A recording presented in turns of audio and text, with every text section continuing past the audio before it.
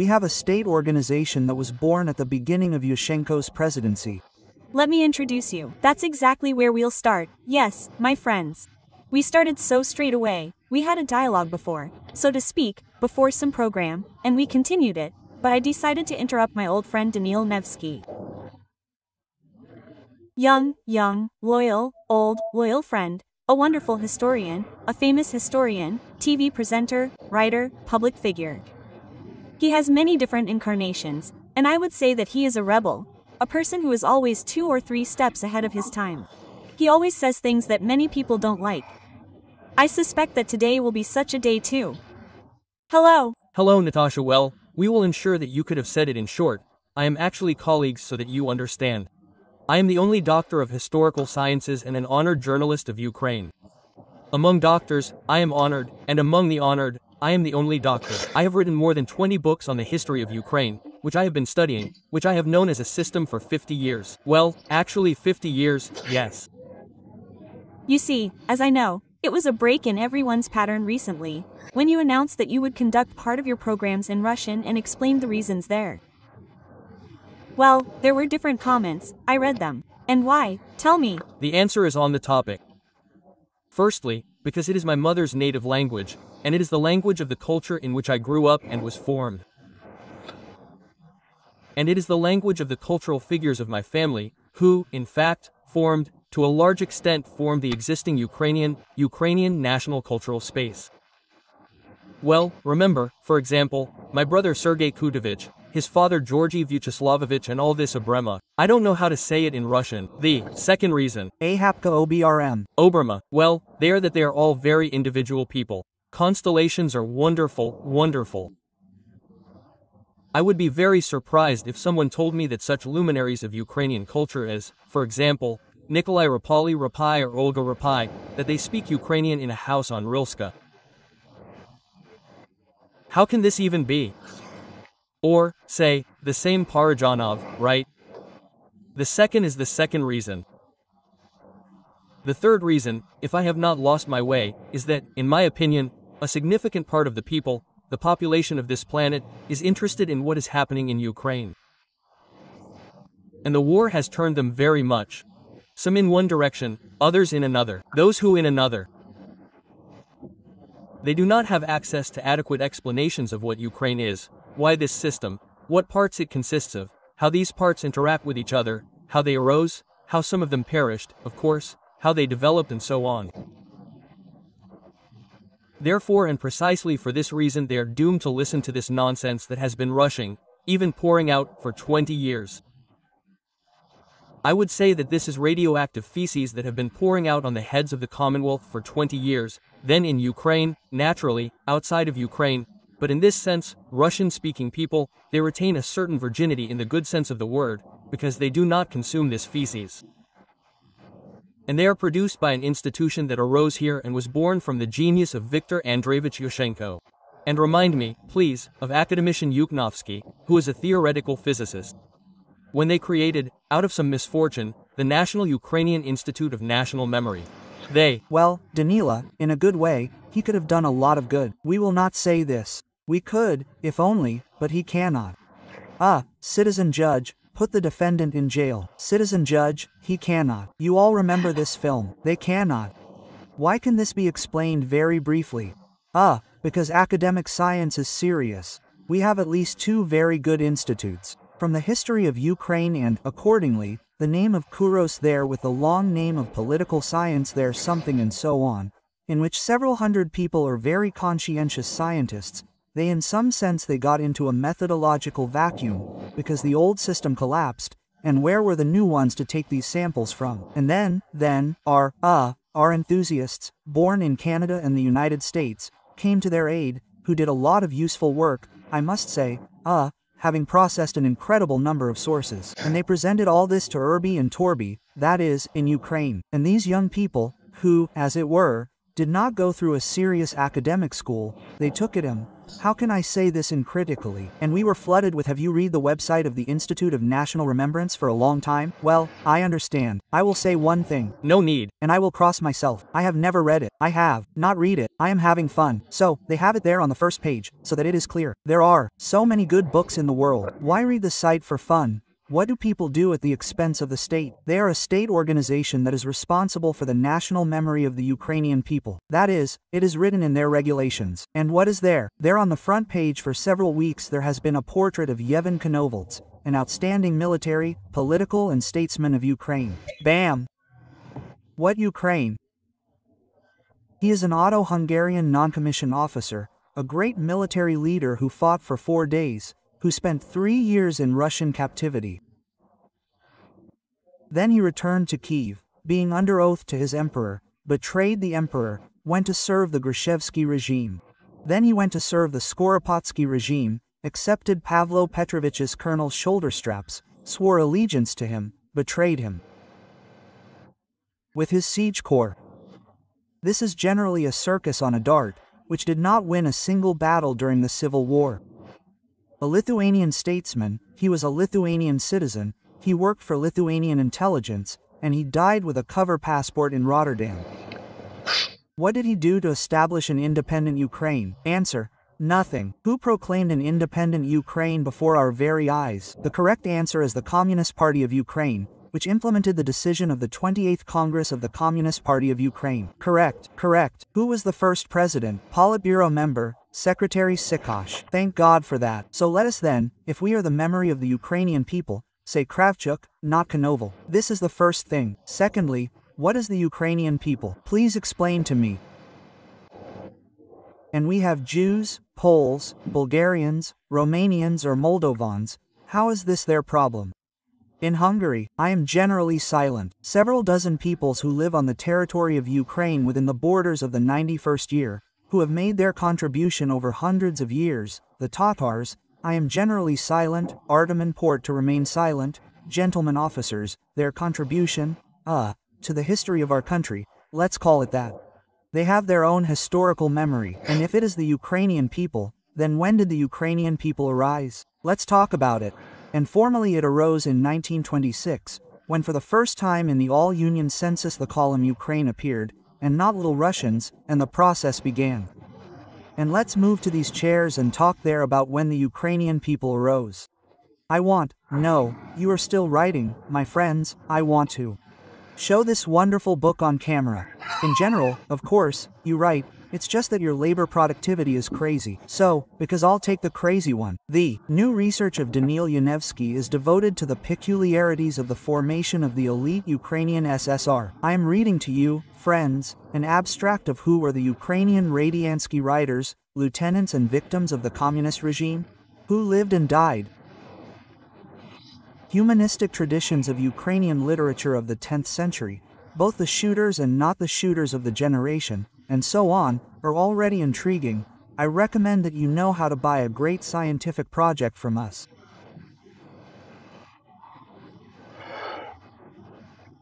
Go to Folio to Alexander Krasovitsky, buy books I think about the supposed stink and think form steel form your powerful brain, your powerful brain. And we are still moving forward. In the right society, the right snack. And the right interlocutors first and foremost. Who is your usual interlocutor? I'm on my own, but I don't drink alone. Well, this is a narrow circle of limited people. Can I name these limited people? Well, if it's not a secret, of course, you don't drink with Russian agents, I hope. You drink with worthy people. For example, the already mentioned Alexander Krasovitsky, with whom we have been friends for over 30 years, since the times of Rodnyansky's pluses. Don't. You criticize him for his publishing position?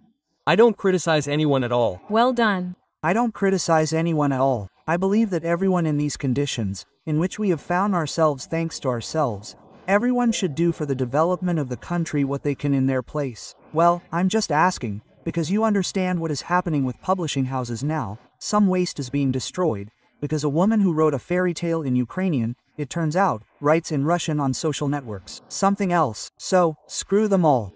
My answer. There is a sixth reason. I religiously follow the orders of Roman Iosipovich Shухevich. I reported to you that I spent a year of my life studying his activities. After 1943, when they left the Schutzmann staff of the 2011th Battalion, he went into the forest, as it were, and in 1948 he was a seriously ill person, certainly, taking into account the conditions of his existence, functioning for 7 years, 44 there until 1950. He did not live, by the way, dear, a young man. And in the photo he is a very old man. And I found him after he shot himself, accordingly, in Belogorshchina. They took him, Gana Dida, his girlfriend, let's call it that. They and she said that they went to Odessa in 1948. And the MGB went crazy. They raised, therefore, all the cases, where they were treated there. I showed it all in the book, all his illnesses. Here, we divide it up, what the doctors prescribed for him. This is the 5th, 10th, 12th. A seriously ill person, consulted with good Kiev doctors. So what am I talking about? Dick, after she had already spent her 25 years of drinking. She survived, which is amazing. And she gave an interview to 2 wonderful women from Lviv, who found her and recorded the audio and made a script. And she says, Didek said, this is already an independent Ukraine. No one there with a gun stands in the department. She said that we were amazed, that's not the word, but shocked, somehow surprised, in Odessa, how people from eastern Ukraine are put up with us, Westerners.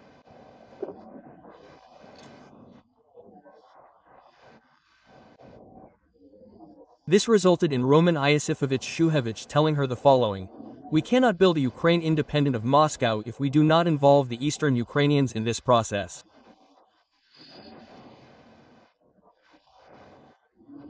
But they speak Russian, so we must learn to speak their language. And that is why Roman Iosifovich Shухevich and Hannah Didik, while in an illegal position, at least after July 1948, according to Didik, read Dostoevsky, Chekhov, Tolstoy. Reasonable people. How can I, object to Roman Shухevich, who is an icon for a significant, but very active part of our beautiful people? Well then, let's return, as they say, to the conversation we started with. Let's return to the concept of national memory. I will start by asking you. Today, I will not hide our viewers. Today, we wanted to talk about the Volyn problem, the Volyn tragedy. We will start a little later about talk about this, and now just about the general concept. Do you think it is possible to talk about the existence of a single concept of national memory today? No. So far, we have before us a mosaic of scattered pieces that we do not know. Unfortunately, it is impossible. No, it is impossible. Why is this so? Because the political leadership of Ukraine has not set such a task. Academic scientists from academic institutes themselves, I repeat for the 20th time, are exceptionally educated, professionally trained people. They have already raised the second generation in 30 years. In principle, they have raised an incredible amount of empirical material, described it, made comments. There is no complete picture. Why? Because there is no public demand and it is only now beginning to emerge. It began to emerge after February 22, 1922. Yes, 1922. That it in its entirety became a simple question for our society. What are we fighting for? In order to answer this question, it is necessary to give a definition of what Ukraine is. Preferably in numbers, right? Because science begins where numbers. Here, and that's why there are different answers. Some don't want to fight. They say that we are fighting, that we must fight for this oligarchic regime of thieves and so on. Others say, no, this doesn't concern us, because we are only for the ideas of Stepan Bandera. This is what will take us out. And the third one fights because they don't protect people like me. As Baron Pampa said, I fight because I fight. Yes, I defend my country. I defend my family, my children, my grandchildren who are not yet born. And that's why I give my life. Yes. And we pay today, they pay as a society an incredible price once again for the right to be who we are. And this does not require anyone's permission. Not Putin, not Zelensky, not Natalia Vlashenko. I am what I am. Did I explain it clearly? Of course. Great. And who am I? In order to answer this question, we need to accept another formula. It is arithmetic. Some people will already drink it. Ukraine is 7,500 years old. 7,500 years of civilized forms of life. 4,000 Jews, a little more here. On this territory 7,500 years. That's 40 civilizations. Plus or minus, how to count. That's 30 state entities, that's 30 political systems. And finally, that's 70 separate ethno-cultural territories. It wasn't me who came up with this, but Pyotr Timofeyevich Tronko, the founder of the open-air museum known to you and to all of us. Of course, the Institute of Ethnography, the Academy of Sciences wrote it there. This is a clear formula, understandable. We are a territory of inter-civilizational synthesis. And this is what we call Ukraine.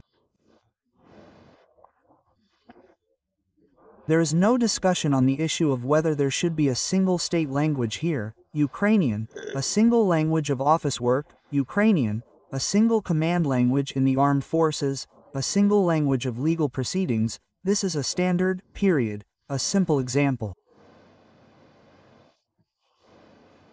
Lubomir Guzor, you have no complaints about the deceased Lodge. I did at least 5 interviews with him. We were friends, and I will never forget. I have never experienced anything from any person, from any man in life such awe. When he once took me by the hand, he was blind and told me something. And I just like, an electric shock. Well, here. He was great. He was a saint. In fact, he is a great figure. This is separate. We will not go into detail. We understand what you mean. I just immediately jumped when you said that you do not have here he is in the mid-90s. Well, about the year 95, he appoints him exarch to Kiev. There is generally one Greek Catholic parish. He arrives, he has not seen any of this, did not know that this is Kiev, everyone speaks Russian. It is not clear, and he was faced with a fundamental problem. The church is a martyr church. Really the language of Ukrainian worship. In addition to the fact that English, Spanish, that there is Portuguese in Brazil, French can be in all countries of Russia. And what to do here now? And he thought a lot about this question. And in the end he came, interviewed people in his circle, especially locals. He asked Marta, including my late wife, known to you. Yes, and the conclusion was simple. The church should speak to the faithful in the language they understand. Why? Because the business of the church is the salvation of souls, and not the purity of the language. The purity of the language is to be lubnet, for example, there, conditionally. And here is our Taliban, who, by the way, also does not speak the Ukrainian language very well. Well, let's say, yes. Why? Because the standard of the language is always and everywhere the standard of the Holy Scripture. We have 3, about 6 or 7 of them, but the Greek Catholics have one of the best, not even Komenko. I'm talking about the last one, Father Raphael Turkonyak. And now, literally a few months ago, the Patriarchate of Constantinople, which sits in the St. Andrew's Church, wrote a beautiful translation. It is fantastic and exquisite. That's what the Ukrainian language is so refined. This language is generally refined, as is this entire culture, which is of incredible breadth, depth, height, and beyond which infinity begins. And it does not demand, violence, it does not demand, as you say, the Taliban, it does not demand anything. This is what the already mentioned Konovalets is about. They capture Kiev, the Hetman uprising, and so on. And the crazy Konovalets, he is the commandant of the city. He issues an insane decree that within 3 days all signs in Kiev must switch to the Ukrainian language. This is mental. A mentally healthy person will do this. I think you answer the question yourself. Here's the second example of Mykola Prokopovich Vislenko, who was everything under Hetman Skoropadsky. What did he do to me?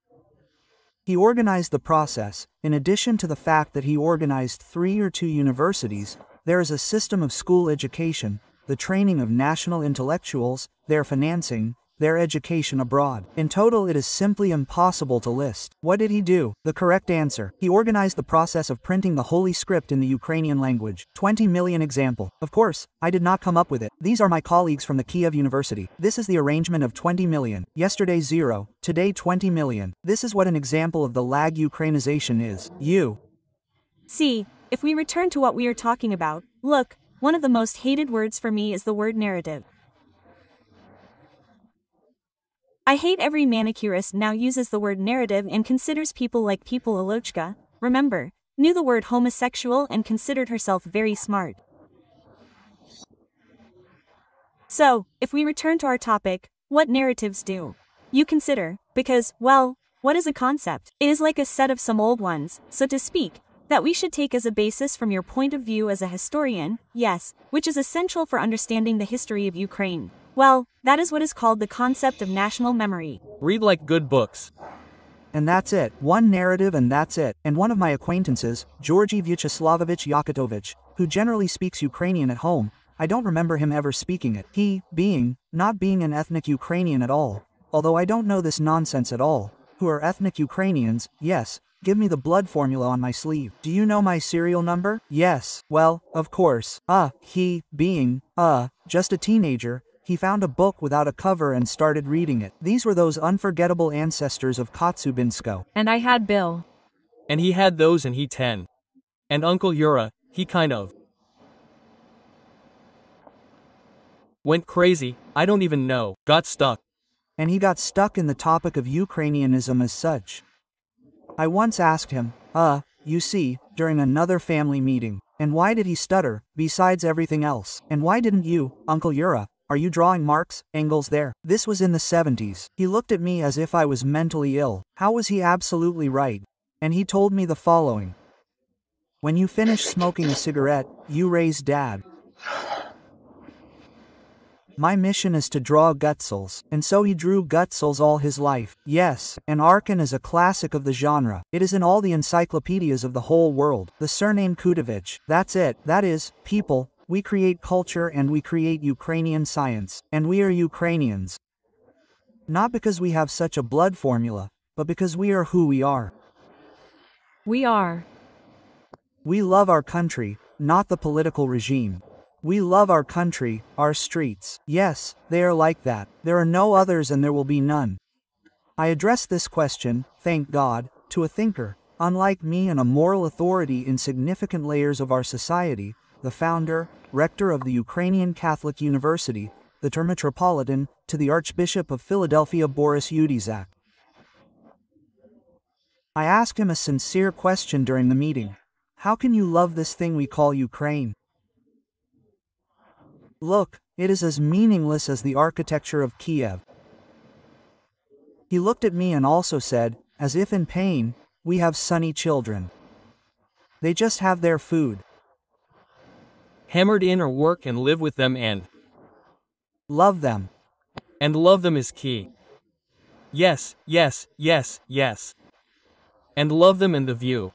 That is why they have in Ukraine on the first floor in the complex they're on. I don't know how it is Ivan Franko Street at the top, well, everyone knows his interests. They have sunny children on the first floor, with whom they work, who are among the people who have 35 chromosomes, not 36. Then I can't help but ask you one thing. Look, and I often say there, maybe I'm wrong, that we have politics, economics, and their humanitarian value is a closed joint stock company, where someone decides what it should be, and who gets the main income, who gets the main money, who gets the main thing. And, a question for you. What, in your opinion, is the conflict between, the publicity of memory and the corporatism of the Ukrainian bureaucracy? How can this conflict be resolved? How can it be done? Look, yesterday I was talking about the economy with Kushum. He says, we allow people to donate and praise them for it, but no one wants to make 15 apps for the phone so that people could invest their money and withdraw profit, you know, in the enterprises they want. That is, to make people, so to speak, accomplices of the processes, not to tell them how to do it right and how they should do it, you know. And well, this is funny. He seriously says this, right? A competent person would be cool now. But I will tell you that with all due respect, Mr. Ukushu, with all due respect, he says. He is a little naive. That is not why Mom melted the ticket. That is not why they proclaimed the independence of Ukraine. It was proclaimed for something completely different, and the people here are cattle. Stop it, the people. Here are cattle. They interpret us like that. They interpret us like that, maybe. Well, we are not cattle. No, we are who we are. Some part of us has come to terms with this and thinks, yes, I will eat there. Well, like the famous Gashik hero, who, there they were discussing two bottoms. Well, there are rednecks in any country. They are native, weed there is. No need to focus on this. But one bottom says, could you eat a spoonful of your lieutenants? He says, I could, but only if there is no hair there, because I am very squeamish. There are people who have chosen this path. There is, with any government, what it was under the Soviet Union, what it is now, what will be under the next one. There are not rednecks, there are egg-headed idiots, like one of your guests, Rebchinsky, who does what? Why are you insulting Yuri Yevgenyevich? Say what he does. He creates cultural spaces where people like me grew up. Well then, why is he an idiot then? Because you have to be an idiot to be involved in the development of Ukrainian culture. And there are hundreds and tens and thousands of such people who are not engaged in the development of public property, although this is not entirely true, the inheritance they received. First and foremost, and its plunder, first starting in the 20s, and then in the 91st, but in taking advantage of the circumstances of place and time, to do what they are called, this is what Yuri Yevgenyevich has. He has a talent from there that I don't have and you don't have. You have a talent from there that I don't have and Yuri Yevgenyevich doesn't have. Yes. Someone, my respected colleagues, have talents to do what? They do it well, but they don't start writing books about the Volin problem of 1943. They say, for example, well, let's say they go crazy, they see me, Borisovich said, well, what's wrong? What? Tell us about Volin. What's wrong there? Danil Borisovich, who dedicated their trail to this, having reread everything imaginable and unimaginable, written and said on these internets of yours, including, will tell them, first, second, third, fourth. Well, I see. Then let's move on to the topic that I considered central to our conversation today. This is still the Volin problem and the Polish-Ukrainian dialogue on this topic. I believe that in the history of Ukraine and any other country there are many very difficult events, very difficult. And the task of such organizations as the Institute of National Remembrance is to on everything that can be, on this, I recently read a blogger who said that if someone's children speak Russian there, then she allowed her children to have words that you can't throw out of a song. Well, what can you say about such people? Well, what can you say? I don't know, I won't say anything. Nikolai Ivanovich are rough to say. No, it's not him, it's not him. Well, it doesn't matter. It doesn't matter. So, it seems to me that it's high time to somehow sit down at a common table, discuss and find some kind of, common concept. So, question 1. On July 11th, President Duda noted that only, and on the truth, even the most difficult, it is possible to build mature relations between nations. This was such a signal. The new president, Karol Nawrocki, speaking on August 6th, said even more harshly, the victims do not demand revenge, but they do demand the cross of the grave in memory. The Poles are waiting for this truth. So, where is the most painful difference between Ukraine and Poland? Yes, and you can find this formula. Both nations are victims of totalitarian regimes. It happened. We must admit it and move on. Fact. Let's start with with the victim. Of course, this is confirmed by all known figures, both Ukrainian and Polish.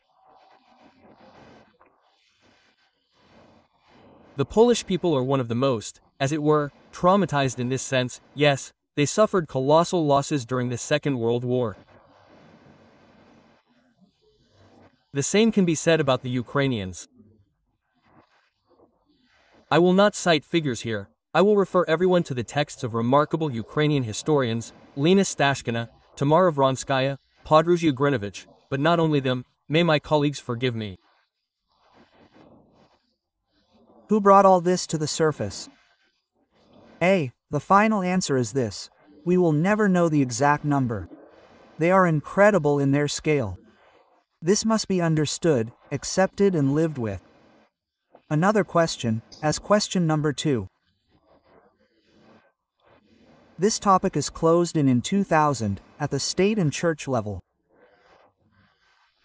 Let me remind everyone, you witnessed the meeting of Kuchma and Kwasniewski, the two presidents, the then primate of Poland, Józef Glemp, and they dragged in there by the ears, for some unknown reason, the most blessed Lubomir, although there should have been Orthodox there, not Greek Catholics. I will show you later with figures why this is so. They said they're a joint prayer, as they say in Russian, a joint ecumenic prayer. They there and they adopted a declaration, we remember, and we ask again, somehow like that. Kuchma was a wise man. He, our mutual acquaintance in the past, slipped him a solution to this problem. Leonid Danilevich created a government commission by his decree. They sat for 5 years, scientists, and they wrote a 500-page report, which, unfortunately, was buried by the efforts of the Institute of National Remembrance, including, although it should simply republish. The answer is simple. That everything is very complicated, yes, and we need to continue this further. And we have trained specialists for this, who are absolutely capable of, together with the same specialists in Poland, quietly, calmly, outside of television cameras, simply sorting it out. Now let's get back to the essence of the problem, so that people understand what we are talking about. This is July, you rightly noted, July of 1943 in the territory of Volyn. And what is Volyn? Let's give some background. From 1920 to 1930, it is a voivodeship of the Polish-Lithuanian Commonwealth, one of 4. Then it is a territory occupied by the Soviet Union. Then it is occupied for the second time by the Nazi regime and becomes part of a cannibalistic proto-state entity called the Reichskommissariat of Ukraine, in which a completely brutal anti-human policy is carried out mainly against the Poles, to a lesser extent against the Ukrainians, although we do not know the exact figures. In the summer of 1943, these tragic events take place there. This is a tragedy, this is a mass. This is a people murders. Murders. In absolutely wild forms.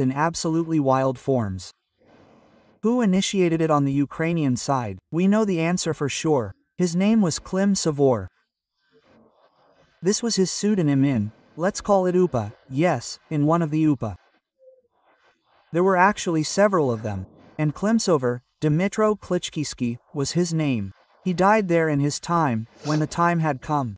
That is why, as I suspect, in Ivano-Frankivsk, when you drive there, of course, which was generally Stanislav Voivodeship, not Volyn, there at the entrance to Ivano-Frankivsk there is a monument to this organizer of this murder. It's just horror and joy. And why don't the Poles admit it, but they hang everything on Stepan Bandera. And here, pay attention, fasten your seatbelts. I'm saying this. Stepan Andreevich Bandera at that moment was in the Selen block, Selenbau, yes, near Sachsenhausen. His mobile phone died, there was nowhere to recharge it, and he could not give instructions to Klechkivsky. This is Klechkivsky's personal initiative. Yeah. There are very vague reports that he allegedly met with Šuhevich before this, that Šuhevich gave, but this has not been confirmed or proven. Well, who did I see, like he was passing by? Well, I saw, there are some firewood lying there, an inscription on the fence, right? So, what do we have? We have a savage massacre of citizens of the former Polish-Lithuanian Commonwealth. Yeah. And the Poles should turn this question to themselves. What policy have you conducted over the past 20 years? What is such a level of mutual hatred there, right, which was realized in this project? I can do this for this, please, I have no matter what policy they pursued. This does not justify the decision. But we will say, it does not justify anyone. But we must say that this took place, that on the territory of the low-lying Polish-Lithuanian Commonwealth, the Germans, Jews, Ukrainians, well, an extreme position was carried out, right? This book is now the end of the war. It was Timothy Snyder who wrote it, not me, yes, about Koma Jenik Józefski. Who is the Volyn voivode who carried out the policy? You say that the issue was closed at this meeting. Why does Poland consider it not closed? Because Poland, just like me, just like you, and every nation must admit that not all pages in its history are bright. And we must admit simple things, that the policy of persecuting national minorities in pre-war Poland took place. And you can't throw a word out of a song. It is necessary. I did not understand again. What policy took place? The persecution of national minorities. I do not know how. The persecution of national minorities, yes. Well, persecution by whom? by the authorities. This is a separate story. So, if very briefly, the essence is this. In 1921, through the mediation of Metropolitan Andrzej Szeptycki, an ethnic Pole, the man who created from the Russian population of the territory under his jurisdiction, in fact, a people in the highest sense of the word. Through his mediation, a meeting of representatives of the Polish state in Yevhen Petrashevich takes place. This is a virtual West Ukrainian People's Republic. This document has been made public, published by Yuri Shapoval, a remarkable Ukrainian historian with an undocumented reputation as a person. The essence is this. The Poles say to Petrashevich, "We understand that the situation is very difficult. You are already part of Poland. These are internationally recognized borders by the victors of the First World War. You have a significant part of the Ukrainian population in these territories of Kres and Poludnevo Vysokodny, give specifically 4 voivodeships. Let's negotiate. If the voivode is Ukrainian, the first deputy is a Pole. If the head of the department of such and such is a Pole, the first deputy is Ukrainian, and so on, yes, in the beacon. Of course, the Ukrainian language is the state language in this territory. Well, official, whatever you like, yes. And what did Šuhevich say? Forgive me, Lord, Petrashevich, go to hell, iron and blood will judge us. The meaning was this. Aha, said the Poles. Well, okay. Nevertheless, the process is not over. There were 2 lines in the political upper crust. One is to suppress everyone, the second is to negotiate. The frontmen of this second part, are the Minister of Internal Affairs Pirotsky and Senator Golov Prometheism. Let's go to the encyclopedia, read what it is. Both were killed by UN terrorists, regional executive of the OUN, and who controls, the regional executive of the OUN. Well, if they do not control it, then at least they understand what is happening. It is we who go and read the 5-volume opus in the high sense of the word by Igor Lander, a wonderful children's historian. The history of secret special services from the 19th year there to infinity, and they are controlled by a friend of Plyakuvka, who is Emelian Chekisky, who is who, and he kills. When you look at all this, you understand that all the terrorist acts and murders that this regional executive committed, which were filmed at a rate of 6 months, exist, they killed, they are filming. It is under the watchful eye of the Polish Special Service. At the same time, the OUN, which sits in Rome, Melnikov, has nothing to do with this at all. Did not give instructions, there were no mobile phones, the telegraph did not work, the teletype is not a pigeon post. This is the initiative of these local people, for which Emelian Chokisky paid with his life. Here are the same ON militants killed in Gorodotsky. This answers the question of who benefited from this. Answer: yes, it was beneficial. Again, we return to what Petr writes Koroluk, a wonderful professor and no less wonderful, if not more wonderful in his field Iglandar. We understand that there was a direct hand of Moscow in this in the literal sense of the word. It was not me who said, Vladimir Petrovich, I quote, since 1920 the process of infiltration of the Cheka began in wherever they could, they infiltrated there. Yes. And they were the front men of the agent, yes, they were the front men of this whole thing. For what? A wonderful answer. In order to flood the relations of the 2 peoples with the blood of Ukrainians and Poles. Well, not only so that it would not seem that there were Jews in addition to Ukrainians and Jews, yes, that the Ukrainians are so covered in blood in Jewish murders. Who is on, where we do not know. Well, in general, who is Šuhevich in our SS? 2 iron crosses. Where is the SS? Where is Shuki? Where are the iron crosses? Guys, tens of thousands of people died. What needs to be done? It is necessary, addressing the state leadership of Ukraine, you still will not hear this and do not do it will initiate the creation of a joint Polish-Ukrainian commission of scientists. First, to open up as much as possible the territory where these murders took place. Maybe to create some kind of joint memorial complex. Of course, a memorial complex. Of course, to really open up these excavations and not to let this topic become a tool for populists.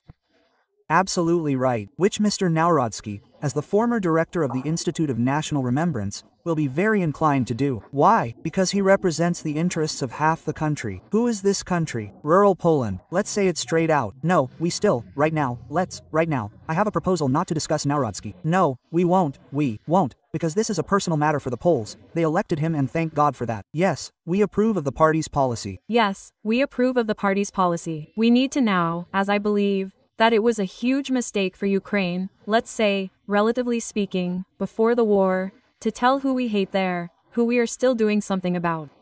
It seems to me that with everyone except Russia, we must build normal good neighborly relations and use these relations to the maximum extent for building, excuse the vulgarity, a bright future. So, excuse me, I forgive you this vulgarity too. We will say quite frankly that if we proceed from the state interests of Ukraine, as a legal state, from the interests of the people who still live on this territory, then we need to do exactly what you are talking about, but not only with the Poles. And how did it happen here? How to say in Russian, did it happen during the Second World War? Well, they did it there. I don't know if I understood you correctly. They showed up.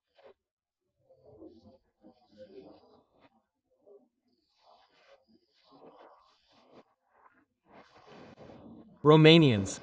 Yes. Mass murder of Jews? No, we must say this. Yes, we must say it, but there is no point in stopping in a pose. No, we must say nothing, it happened. And then it simply arises what we, responsible politicians, statesmen, responsible scientists, publicists must do to ensure that never again. Never, under no circumstances did this happen, if some idiot appears who starts yelling, OCI Poles, Osina, well, to a mental hospital immediately. And for this we need a broad educational campaign. Who? Academic scientists, and not these Shaltai Baltievs, the mules from the Institute of National Memory, who, I repeat, have been producing radioactive crap for 30 years, which poisons everything around them. Toxins, nothing but toxins. What would you advise? And in general, is there such a cohort, such a generation as young historians? There are interesting guys who understand, and not only know, say, the facts, but also understand how to use these facts. They understand that, it is possible, so to speak, to pollute the present future as much as possible if you start speculating on something. Or to build a truly correct concept of national memory and move on, live on, build the future.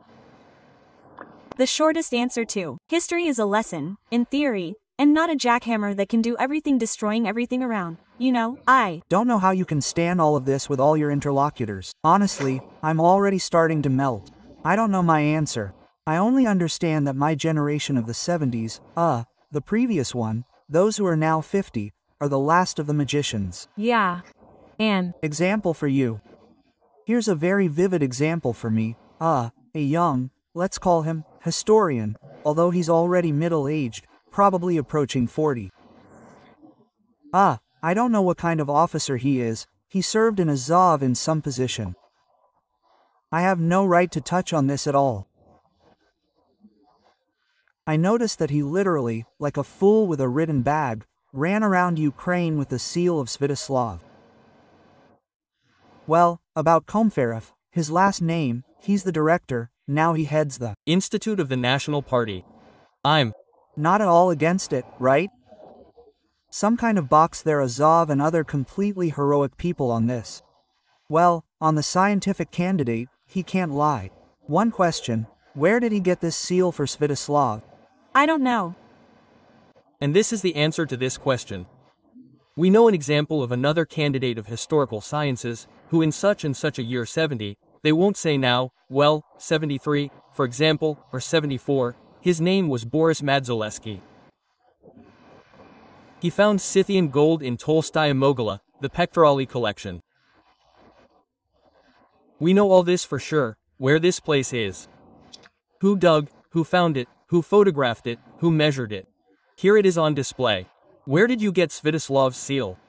In fact, the story was such that if my memory does not change, If he comes to me for an interview, I will definitely ask him where he got it. No, he will not answer you, because it does not exist. This is fiction, I dare say. Or present an artifact. In our case, present it. If it is archaeology, present an artifact. Well, here, for example, is a wonderful archaeologist. I follow him closely. Andrei Krasnozan, rector of the South Ukrainian University. Here he is digging on Primorsky Boulevard, looking for KGB. We understand. Here is the excavation. I just saw it. Well, great, yes. So in our business, who are the writers? Timothy Snyder. What did he write? How much? 800 pages. I won't see it. 300 pages, 400. The text is there. You will present it. This is an artifact. You can criticize. You need to criticize with a pencil in your hand. Say, here. well, there's a book and there are words attributed to him. Quote, Yes, please, here, please, show the artifact. Show the simple artifact. The example of these people, attached to the breast of a wet nurse, attached to state funding at the Institute of National Memory. I'm not saying that, for example, the topic of a doctoral dissertation. I fell off my chair. Okay. Here's a cross. Roman Šuhevich, because I've read everything about it. Roman Šuhevich is an outstanding state political military figure of Ukraine. I'm falling off my chair. What Ukraine? They dared to save the USSR, so he gave his life so as not to become a citizen of the USSR. No, well, where did he serve? Where was he a Veskov? Where what? In what Ukraine? Yes, the Reichskommissariat of Ukraine. No, absurd. Erkjili. So, the president of NRZA Levitsky sits in Warsaw under the watchful gaze of the Zkierdystva. Yes, and, by the way, Levitsky initiated the creation of the Ukrainian insurgent army back in June of 1941. She was the first to obey him, yes, to carry out his, so to speak, orders. What kind of Ukraine was this outstanding deacon Roman Šuhevich? And who should cleanse Ukrainian history of this mythology? We are trying as best we can. Well, because it was invented by politicians. Let's be honest. It was invented by politicians. Activists invented something. Sorry, I'll review it. I'll allow myself to mold an evaluative judgment. Money. Because the first ones came. Where did they come from? They came from Canada. They came from the United States. Little by little. At that time, it was a lot of money. My favorite topic is ground. $20. In what way? I'll give you a simple example. Over the decades of dedicated work by enthusiasts and specialists in the United States and Canada, they handed over 55 offices to the UPA chronicler. They have everything. After the Declaration of Independence, they published another 45 lithops supa. There, too, they had no access to the Soviet archives, but these guys opened them. But the history of the UPA, I always ask the question, which one? Because there are at least 6 of them.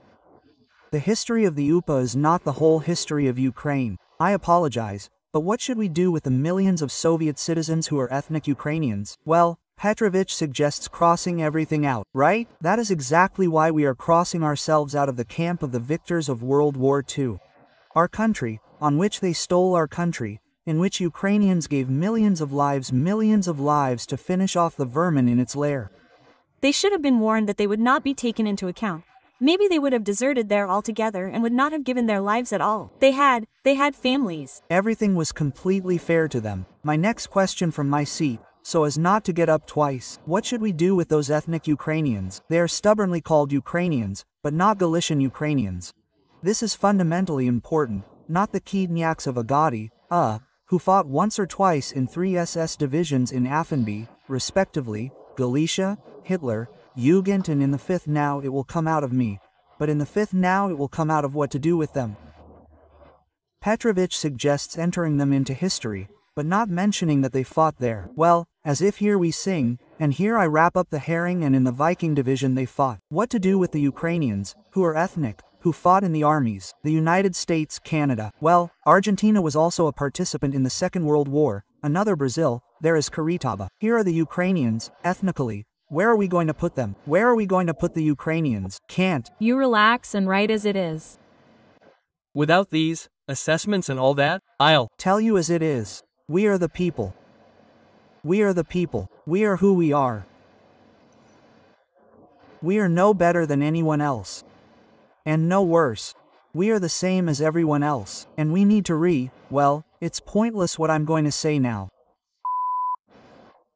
We must stop shutting our mouths and listening, reading, getting educated, the Vivchan language, Vivchati Polish, English, French and so on. Be educated people. And build a country where the law and the future of children will be the most important. Build a country in which geniuses will not lie like trash in the middle of the street, dying of hunger. Ivan Yakovlevich Franco, a genius. Yeah, a Genius who was dying and they didn't give him a piece of bread. He couldn't take it with his illness. He walked down the street, he had a bag hanging on his neck, people put it there for him. The guy wrote 20 languages, 100 volumes. In all spheres, in all languages. Put it next to each other, they don't tell us about Ivan Franco. One single book was published by Yaroslav Grisak. By the way, it was very good and a very good program was laid to rest by Irina Farian. Here we must give credit too. She knew about Ivan the Factor. Ivan Yakovich Frank. No questions. It was a very worthy work. This is what we should talk about those absolutely positive things. No, not positive. Oh, contribution. How can I say contribution? Well, contribution and contribution, everyone understands. In the treasure. And the contribution that Ukrainians made to sports, to the exact sciences, to the fine arts, to music.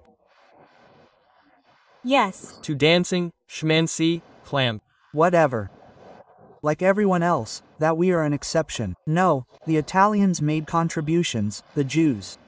A little more or less, I don't know, I didn't count, right? Or, we can also strive to become better than everyone else, but not at the expense of hatred or not at the expense of lies, but at the expense of the fact that we will do something useful for everyone. I'll tell you, Natasha, a terrible thing. Just don't be offended. Speak. You, me, our esteemed colleagues, maybe those whom we are lucky enough to reach.